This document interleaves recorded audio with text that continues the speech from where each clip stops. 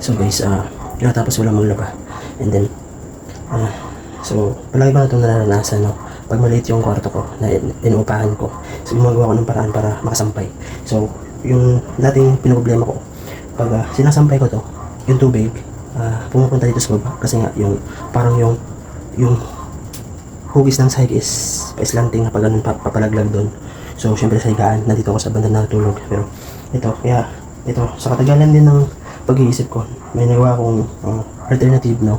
Para yung tubig na malalaglag is masasalo dito kasi ito lang yung sampayan ko eh. Hindi ko pwede makasampay sa labas kasi walang sampayan sa inuupahan ko. So, yun nga, makikita nyo yung bike ko nasa gilid kasi nga napakasikip. And then yun, ito yung mga naisipan ko gusto. Ito kasi guys is para siyang sako na parang ano yung sako na parang hindi tinatagusan ng tubig. Kaya, ganito. Watch and learn.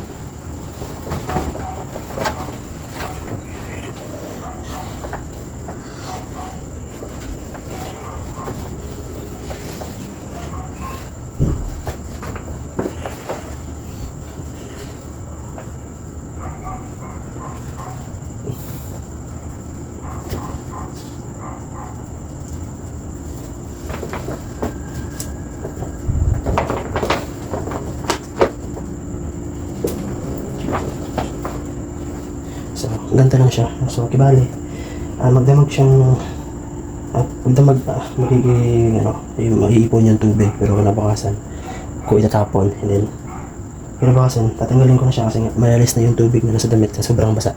Kumbaga, madari na yung tubig sa damit, kaya yun yung ginawa ko. So, yun. Thank you for watching guys, no? Mag-ingat kayo pagpalain nawa kayo ng Diyos. Ingat nawa yung pamilyang. God is good. So after 24 hours, hindi pala. Maybe 24 hours. So check na natin guys yung ano nangyari dito. Ganda ng view. What the hell? What a good. So yun. Check na natin.